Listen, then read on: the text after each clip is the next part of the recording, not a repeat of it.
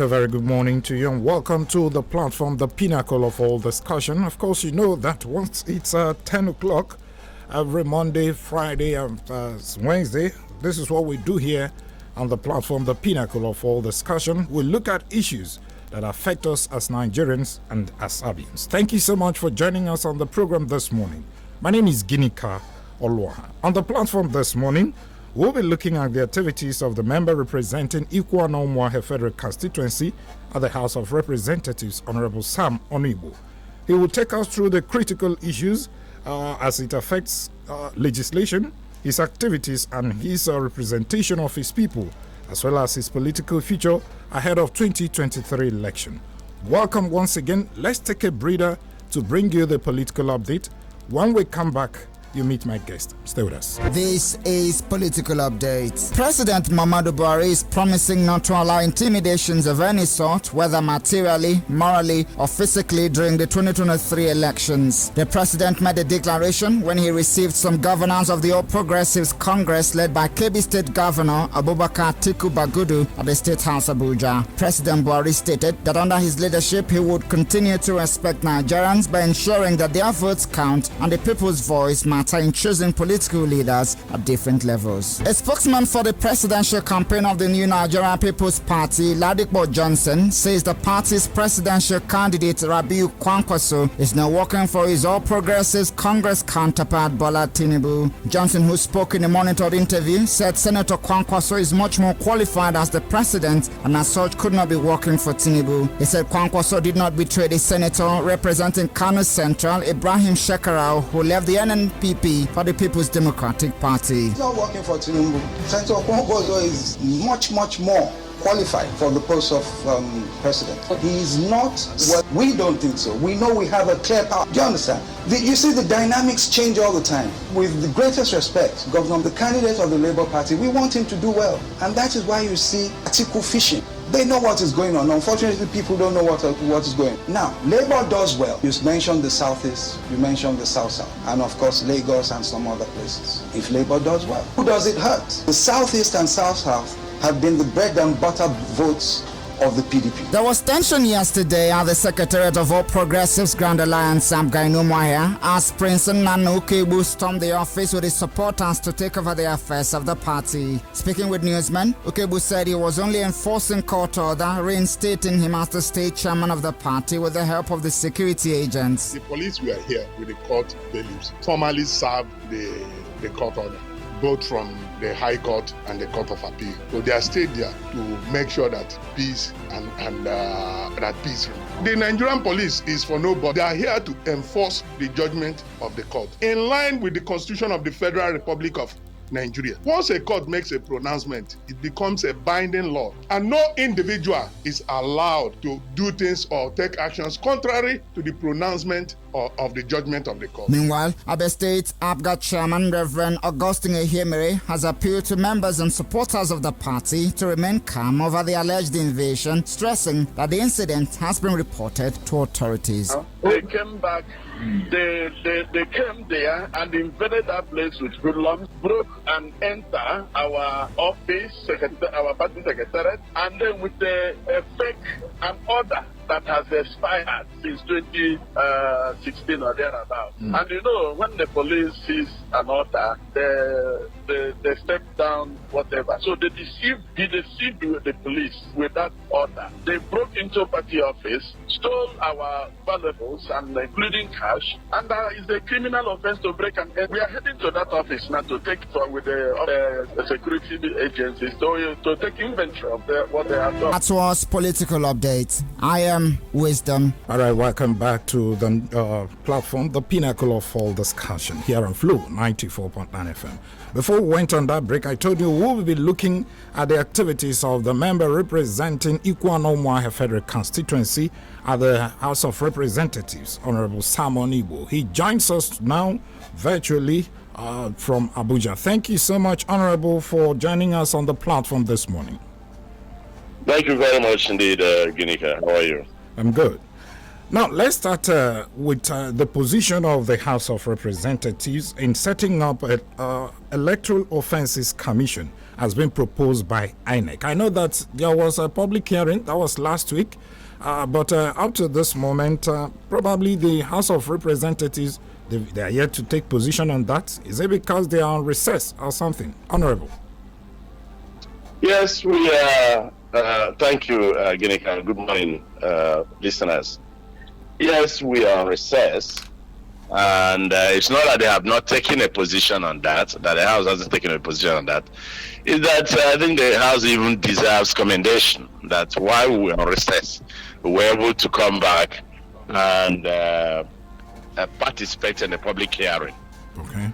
Because the Act established the National Electoral Offences Commission.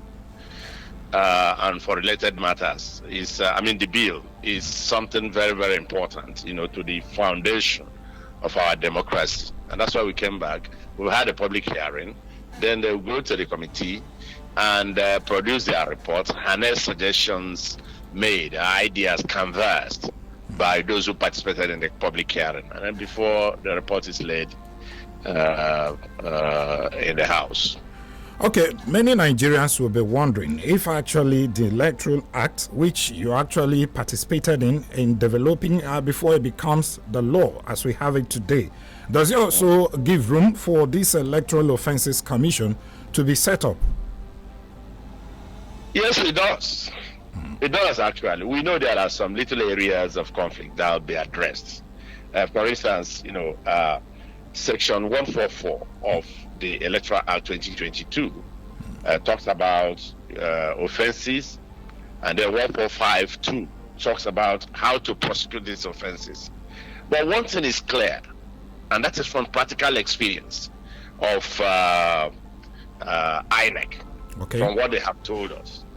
Because when they look around and see the enormity of the responsibility that they have, one, to ensure that we have, free, fair, and credible election, in the country. Yeah. That's a huge responsibility. When you think about maybe INEC covering 973 polling units in the country, in well over 8,809 wards. And you remember the number of federal constituencies we have, which is 360. Yes. 109 senatorial districts. And you talk about the local government, 774, if they were to do elections and all that, and things that come out from such places in case people commit offense.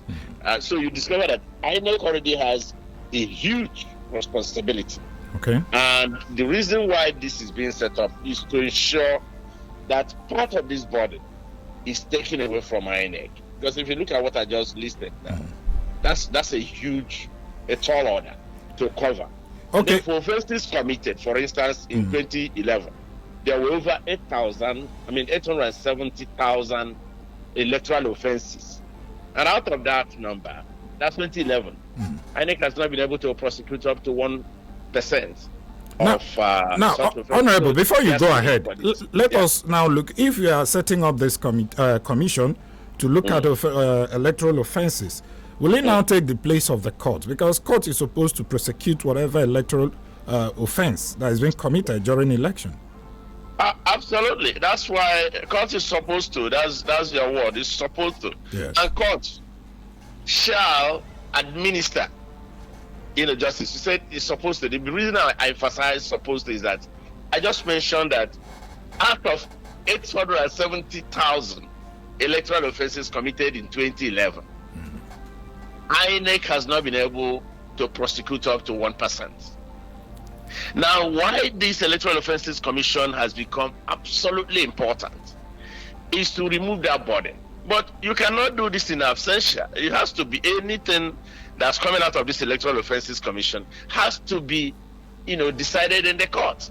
Okay. But the point we are stressing is that over time, INEC hasn't had the time, the resources to be able to go ahead and prosecute this thing. So if you have a commission that is targeted specifically for this purpose, I do not think that is going to be a distraction. It is also going to be determined in the court and nowhere else. Okay, so going by all this, I just want us to quickly look at the hope of election in this country. If eventually this particular Electoral Offences Commission comes to be in Nigeria, what would be the hope of election in Nigeria vis-a-vis the Electoral Act, which is already in place? Well, thank you. Whatever we are doing, you see, that's why the legislature is recognized, documented as the first arm of government because of its importance. Okay. Because the legislature makes the laws that the executive executes. And then where there is a conflict, the judiciary comes in to interpret. If you check the Constitution, you see them on Section 4, and then the executive on 5, and judiciary on 6. So what we have been doing over time, you remember that we had to repeal Electoral Act 2010 as amended, Electoral Act 2015 as amended. We had to repeal them completely, and then come and enact a completely new act, that's why you hear Electoral Act 2022. Electoral Act 2022, not as amended, not as anything, just clean. It's all geared towards having a solid foundation for a free, fair, and credible election.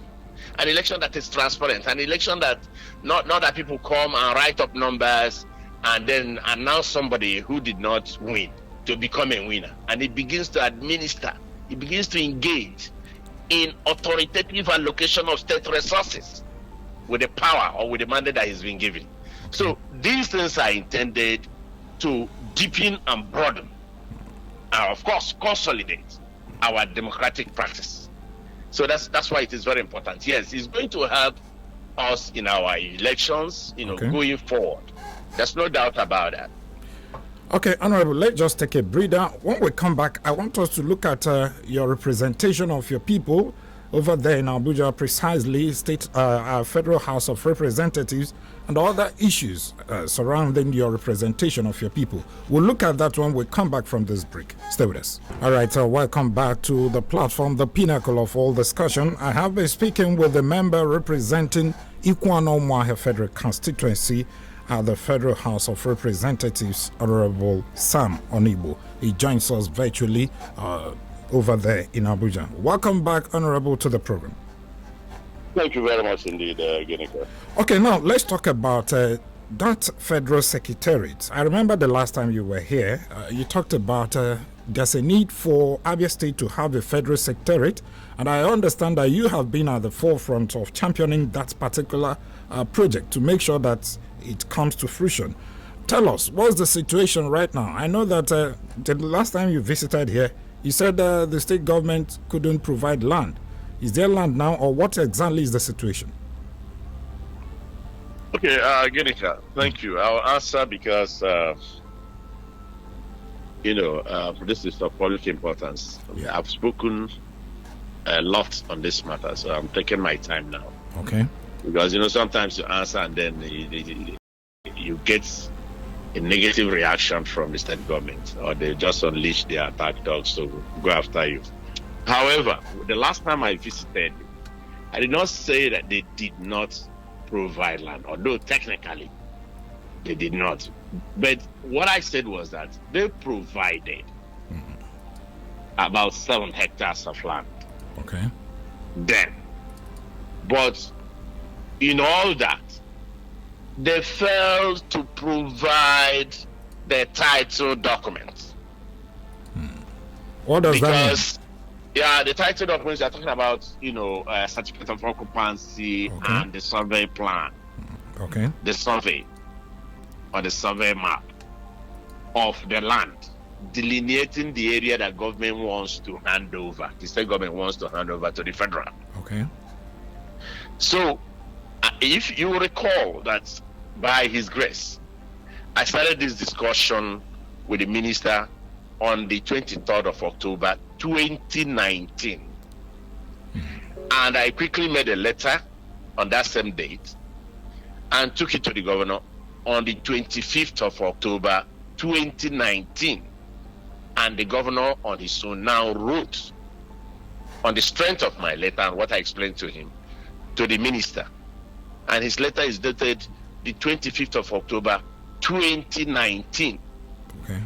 And the ministers, in our encounter during the budget defense, the minister, when I challenged him on why Abia does not have a federal secretariat, or it's not among the states where federal secretariats were being built as at that time, the minister said we had land before, but that I should work with my governor to get, land, and that once we're able to get land, and that he will come and make sure that the federal government builds a federal secretariat for Abia. That was 2019, and it was on the strength of that I wrote to the governor.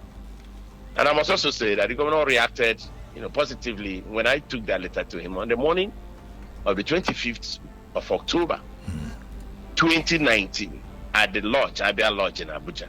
And he did a letter, and I was the one that sent my team to go and deliver the letter. And I followed up on the 6th of November, 2019, during which I've always said I made 2 elders of Abia State who came to see the minister on a different matter.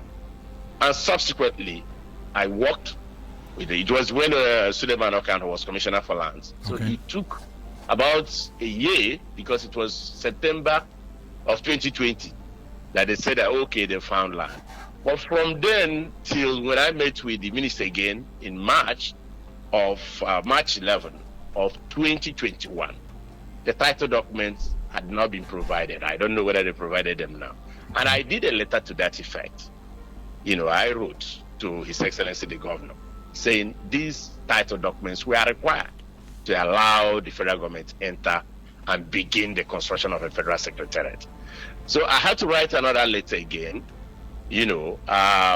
sometime this year. But that was after I even personally saw the governor and asked about this thing. Okay. So I take my time now in commenting about it, but the truth is that as we speak, I am not aware, because there's even a gentleman there, Victor George, who is the director of housing at the federal ministry, who's been going to the office of the SSG like he's fetching water. And from then till now, we do not have the land or the title documents to enable the federal government to come in there and start building the federal secretariat. So, of course, Abia is 31 years or so now. Yeah. So what should be? I know that states that were created after Abia, almost all of them now have federal secretariat. So what should be done? What should be done right now, Honorable? Because Abians need this federal secretariat. What should be done right now to make sure that this particular project is realized? Well, I don't know, Gedeka. I don't know what should be done, but I think that what ought to have been done before now was to ensure that the title documents were provided so as to get into the budget cycle. I'm talking of 2019, 2020, 2021, and we're about the same time in 2022, and this government has maybe about 9 or 10 months to go. So I don't know. I think I have documentary evidence to support what I just said. Okay. And I have also made personal contact, because I saw the governor on the 21st of August 2021 at Owerri, and I raised this matter with him, and he said he had given them marching orders. But from then till now, I haven't seen those documents, and I don't know. So whether they have given the documents without me knowing, I do not know. But all I know is that the federal secretariat has not been done. Okay. In fact, let me tell you, even the traditional ruler of that community had to do a letter, ask him, to reduce the amount that they were supposed to get as a community. To allow where is that? Project. Which community is that? That's a Koba. Okay. So I don't know what is, you are asking me what should be done. I don't know what else. Okay. Yeah. Okay, Honorable, let us also look at that 16-kilometer Umuahia, Umudike. I understand it's supposed to be dualized, that particular road. What is the situation of that road? Is it the same one that was spread to Akwa Ibom State? I mean, Ikotep, or is it a different road now? That's a different project altogether. Okay. It's a different project, and there's need for understanding that. This one is intended to have a flyover from Amachara to Asa to avoid the traffic gridlock that we usually experience, when you're going either to Enugu or you're going to Port Harcourt, around our tower area. Especially within festivities. Festivities, and in fact, you are supposed to move freely without any. Yeah. Sometimes it does not wait for festivities to come before you start experiencing it. And from that Osa point, that's Osa is single point. You are supposed to have a properly dualized road, not road demarcation, because what you have there now is road demarcation. A properly dualized road from there through around the government house down to, they call it Umudike dualization project. But in actual fact, that road goes up to the Catholic Church at Amao. Okay. I can give you the specifics because when they were doing the design and the survey and the other background, jobs by the Honorable, if you're talking about proper dualization of that particular road, that means some houses will be affected. Are you also considering compensation as well? Well, thank you. There are two things. Economic costs. You also talk about opportunity costs, and you talk about some other things to take into consideration. It's your choice. If you want to keep the road the way it is, so that when you are driving from from Tower, you are coming around Umuahia, then you are driving from Umuahia, you are going to Akwa Ibom, and it's not even as wide as a street in some other states, in some other areas, or in some other climes. If that's your preference, then you don't have to bother about getting such a thing done. But if you are thinking of how to enhance your area, your city, of course, all this, they must come with compensation. And if the federal government is paying compensation in some other places, why should the one of Abia be different? Okay. So there will be compensation if you are going to do a proper road dualization of Umudike Road. I believe so. I'm a legislator. All these ones I've been talking about and getting involved is because I have a passion just to work. Okay. That's it. I will not come and speak for Federal Ministry of Works. But if they are doing it in other places, why not? Okay, it's still the platform, the pinnacle of all discussion. Let's take another breather now. When we come back, we also look at Michael Okpara University of Agriculture. There were some courses that were actually delisted. And I know that Honorable has been at the forefront of making sure that those courses are restored, to that particular institution. We'll look at that when we come back from this break. Stay with us. All right, welcome back to the platform, the pinnacle of all discussion. Like I told you, we've been discussing the activities of the member representing Ikuano Umuahia Federal Constituency, Honorable Sam Onibo. He has been speaking a lot about the Electoral Act, the setting up of Electoral Offences Commission, the dualization of Umuahia-Umudike 16-kilometer road. Okay, so he has said a whole lot about that. But, Honorable, welcome back to the program. Now, I want us to actually look at the Michael Okpara University of Agriculture. That particular institution, is domiciled in your constituency. And some time ago, there are these cases of the listing of management courses in that particular institution. I remember you raised this particular matter on the floor of the House of Representatives. Tell us, have you been able to make any headway to make sure that those delisted courses are restored? Okay, thank you very much, Genika. Yes, I think we've made a headway. Okay. The school has succeeded, we made a headway. What I did actually, yes, the school is located in my federal constituency and my local government in particular. Also, there are other universities of agriculture in Abeokuta and in Makurdi. And why it was a serious matter, really, was because the courses were delisted in violation of the provisions of the National Universities Commissions Act. Because the KUC had carried out proper accreditation exercises and approve that those courses be mounted. And then through an executive council meeting or a memo that was written, and they said, according to that memo, that they were going to commence the process of scaling down. Commence. They didn't say the list. Okay. So suddenly, JAMB and they started, removing the course. So that was why I moved the motion there. And I did not only move the motion. The motion was so strong that it led to a hearing. And during the hearing, the National Universities Commission, JAMB, the vice chancellors, and some other critical stakeholders were summoned to participate in the hearing, and then for them to explain. Because if we now begin the process of sitting down in your office because you are an executive, you now write a memo, and the memo now takes away the functions statutorily assigned to certain establishments, then you are going to be in a banana republic. So that was where I anchored part of my debate. Second is that it was going to do so much damage to people who depended almost solely on that university, because that's the only federal university in Abia State. Yeah. Who depended on the university to get access to higher education. It was going to affect them. Then thirdly, that it was going to have serious economic consequences, because a lot of people had actually invested so much in building hostels and things like that.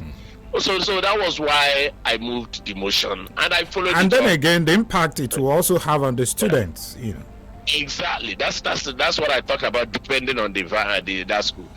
So we did not stop in the hearing. I also, by the grace of God, managed to call a meeting, which we held there at the house of Cardinal Common. I funded that meeting, and to ensure that our people came around and then listened to what the danger that was coming. Then by then, people didn't know it was going to be a serious matter.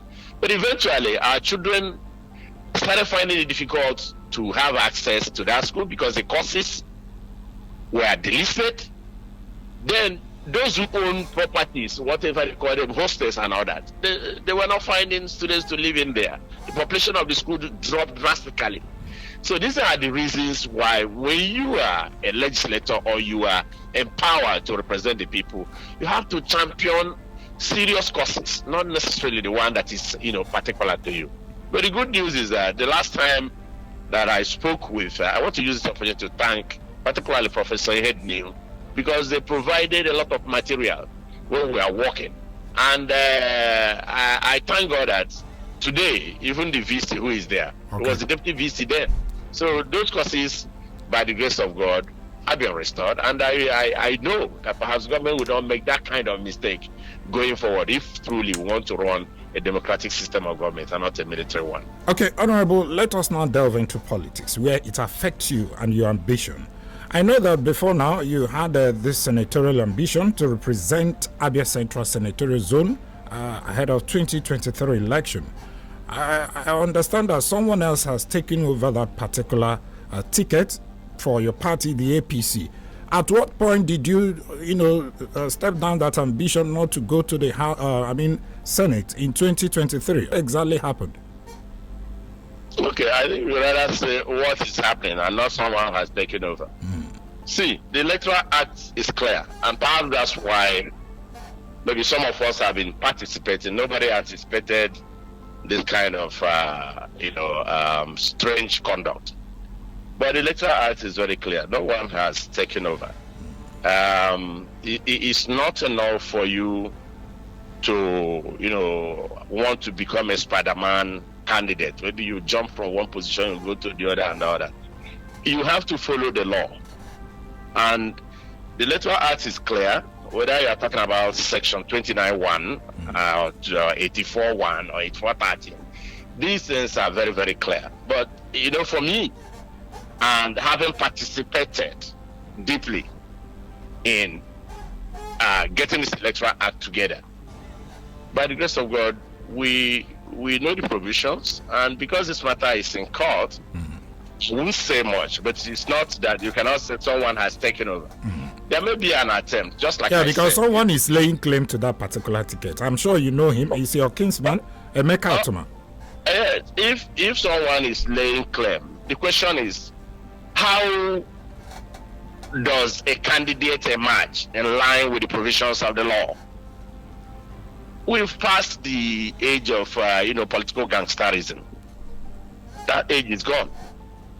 When people can come from somewhere and not follow due process, that age is long gone. So just like I said, you can see I'm being careful because I know the matter is sub judice. But then I'm saying that the provisions of the law, take your time, read section 29(1) of the act, and you see how a candidate is nominated by the party. You read section 84(1), you see that they told you that it is very clear that any political party that is seeking to nominate candidates for elections under the act, that such a party shall hold primaries, and that the primaries shall be monitored by the commission, in this case INEC. This law is very clear.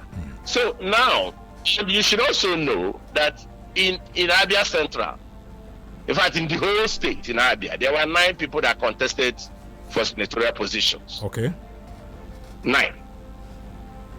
Okay. 4 were interested in the race in Abia Central, and that 4 aspirants were Senator Nkechi Nwogo, who few days to the election proper withdrew in writing. The other person is Chief Christy Waja, who took ill, and unfortunately he did not survive that illness, and he never made it to the venue. So the 2 people who contested the primary elections were Chief Enrico and myself. Okay. And by the end of the day, I won. Chief Enrico has been appointed a minister. So I don't know who is laying claim. If you contested for one election, the law has changed too. The era of this thing has gone. So, like I said, since the matter is sub judice, I do not want to say beyond there. But because I was going to ask, at what point did the person Emeka Atuma right now, as recognized by your party, the APC, at what point did he now come into the picture? Because he appears to be the one with that particular ticket. Probably that was why you went to court. Well, okay, if you ask that question, I've told you this matter is subject, but let me give you information. Okay. As far back as 20th of June, 2022, INEC issued the certified true copy of that result, evidencing my victory. 20th of June, 2022. INEC issued me the CTC of the result, evidencing my victory.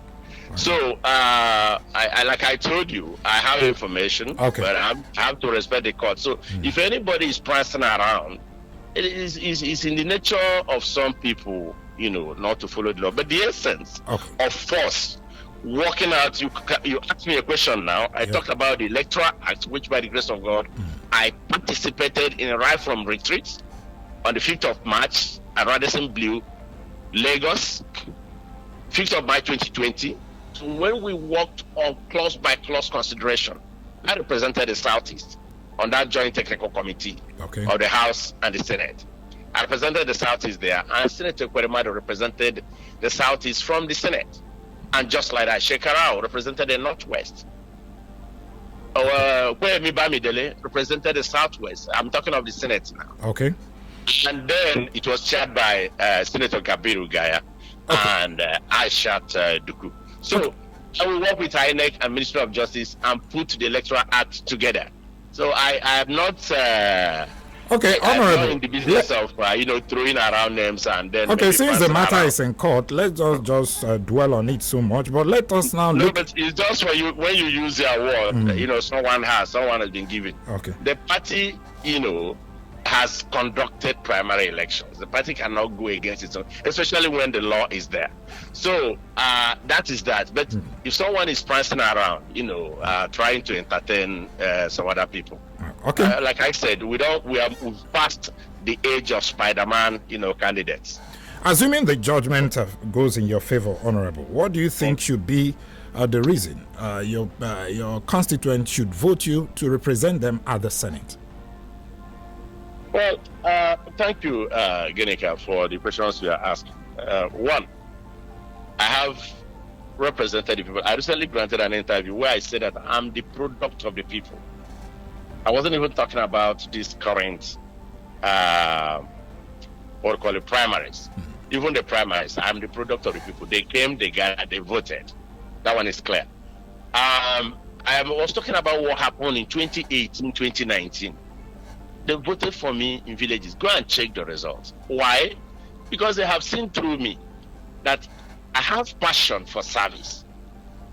I live a Spartan life, and I like to see the contributions I can make to transform in a positive way whichever environment I met. Right from my years from the U.S. Embassy and when I was in the office of the Speaker, and even when I was commissioner. Okay. I will walk and take my bag and walk away. I don't go around, acting that you are in office. So my people have seen me, they've known me. I reach out to them because it is by the power of their thumbs that I am in Abuja. And they will queue in the sun, in the rain, and vote for you. So you owe them a duty, that duty of care, that duty of service. Because holding a position, elected position, it's a sacred mandate. That's why you cannot come, and you cannot parade around with a stolen mandate and say, no, I'm representing you people. Within them, they will say, okay, this man is a man of doubtful character. So those who used to, and we talked about so many things, electoral offenses, electoral acts. That's why these things have been really consolidated, so that we only have those who have won elections and those who truly want to represent the people. Okay. My records are there. You've seen the projects I've done all over the place. And I don't want to say it's difficult for us to start counting right now. But without sounding them modest, all right. I think by His grace, I have served well to deserve the support of the people and their votes. Honorable, just hang in there. Let us take a breather. When we come back, we'll now open the phone lines because I know that our listeners want to ask you one or two questions that needs your reaction. When we come back, we'll still be speaking with Honorable Sam Onibu, the member representing Ikwanomwahe Federal Constituency at the House of Representatives. Stay with us. All right, so welcome back to the program. It's still the platform, and that's the last part of the show. You can now call us on 080-8182-6949 or 08116052949. You can also send your SMS on 090-651-08289. We've been interacting with a member representing Ikwanomwahe Federal Constituency at the House of Representatives, Honorable Sam Onibu. Call us now. Hello, good morning. Hello, good morning, Geneka. Good morning, welcome. What's your name? My name is Ruken from Abia, the local government, Abia State. Okay, you have 30 good morning, seconds. Honorable Onibo on the studio. I really commend him as the address he have addressed and the way he talks. A little bit so that I'll hear you and. Okay, go ahead. I'm sure you can hear him now. Go ahead. Okay. I really commend him the way he addressed the issue on ground. He's an intellectual man, an intelligent man. And he's as I'm seeing it, he's representing the Ikuano and the Ikuano constituency well, because the way people are talking about him, the way they are narrating the story about him, he's trying. Then come of the issue of the APC. I want to ask, when are they going to join? Tell us who is the main candidate of APC, of governorship candidate? Is it Uchoga or Alex or this MK? Who is the right person? Let them tell us. All right. So we know Thank the right you. person to vote. Okay, thank you. He will answer that later. Let's take another call. Hello, good morning. Good morning, Ginika. Good morning. Welcome. Good morning to honorable member representing Ikwanomwahe. Good morning. Who say my name is name? I'm calling from Umwahe. Okay, go ahead. I have listened to our brother Onibu, who has enumerated what he has done and achieved as a member representing Iguano, Umaya Federal Constituency. Most times he touches me. When I talk now, they will start attacking me or trying to kill me. But unfortunately, you just have 30 seconds. Just go ahead. No problem. No problem. See, he talked about the road leading to. They talked about Federal Secretariat. That one now is by the way. They talked about the road that will lead from before Express to Umudike. How possible are they going to realize that road since how many years that road was commissioned? So most times when election comes around the time like this, they come and be telling us this and this and that and that. Okay. It's not but look at the state of the nation in this country today. And APC members are boldly enough to tell us that they are going to do this and do that. It's very, very unfortunate. Okay, thank you so much, Hussein Manode. Hello, good morning. Good morning, Jonathan. Good morning, welcome. Good morning, Honorable sir. Go ahead. What's his name? You are one of the finest lawmakers in other state. May God bless you, my brother. What's your name? What's your name? Even as much as me asking this question, I'm not going to be subjudice to what court is about to rule in favor of you or against you. My question is this. We take on what happened in Imo State 2 years ago, whereby fourth person in the court, the fourth person in the election has come first. On your own case, if the reverse is the case, what do you do about it? If at the end of the judgment, it went back to the party's decision of giving it to your opponent, what would you do? That's my thing. May God bless you. Okay, thank you so much. Honorable. What's his name? His name is Princewell Oswago from Obo. Go ahead, Honorable. Okay. I should go ahead, right? Yes, you can react to some of the questions raised. Okay, thank you very much. Uchen has talked about governorship candidate. Yeah. Like I said, that matter is in the court, between Dr. Uchechukwu Samson Olga and Chief Ikeche Menike. Well, we are sure that the court will resolve it soon. Okay. That's as far as that one goes. And then I thank him for his kind words. Yeah, Hussein Manode also asked a question. Hussein Manode talked about the dualization of the road when it will start. Well, there are several road projects actually that I'm connected or concerned or involved in. The dualization is one of them. But the good news about that one is that the design and everything and the costs have been determined. Yes, we know we have gone into inflation, but that is determined. So it's a question of government, finding the money maybe through a special vehicle like Sukuk, or like we are now using the NNPC road tax credit scheme to do the road from Umuahia to Iguano to Ekotekbeni, which is about 54 kilometers. And you know how long it took us to get that one going. It took me from 2016, June 14, when I met with the minister, until when the road was awarded and Federal Ministry could not execute it. And based on another application, it was now transferred to the NNPC road tax credit scheme. But it's going now. Yeah, Prince Oswago, probably because we don't really have much time. I don't know if you can actually attend to his question. He talked about the matter in court. Yeah, he was talking. He's just working on some kind of assumption. He's saying you don't act in advance. He's asking what is going to happen, assuming the court does not rule in your favor, or are we going to have a repeat of what happened when one person came first, and then somebody who came, distant, either third or fourth was that. Those are working on, within the realm of assumption. Let's allow the courts to do their determination. But I was talking about the road because it's not quickly, just the we are really out of time. We have another road that is from Achingali to Umuawa. That one is ongoing, and they will soon commence because they've already moved from Achingali to Biobizi. They are now trying to cross over. So listen, I talked about this road a long time. That was 2020 when it was first awarded.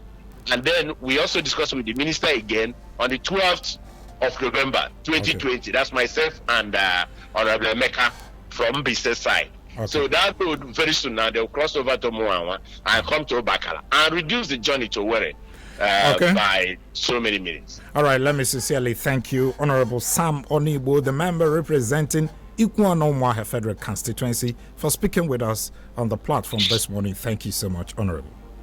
You're welcome. Okay, thank you. Now, to all of you who called in, I may not be able to take your comments now, but I can tell you that I'm seeing Ezeka Elvis, thank you so much. Chine Dumo Kafo, thank you so much. Onwusonya Kuchie, thank you so much for dropping your thoughts on our Facebook platform. And so many other people, even Kelechi Oba from Ikuano on your SMS line, thank you so much. All of you, may God bless you. Sincere thanks to my producer Samson Eze, Wheezy, thank you. Stanko and Nedu, the guys behind the camera, thank you so much. And Victor, who has been disturbing me here with a lot of adverts, well, thank you. My name is Ginika Olwaha. We'll come back here on the platform, the pinnacle of all discussion, on Friday at 10 a.m. Weezy will be here to do justice to that. Good morning.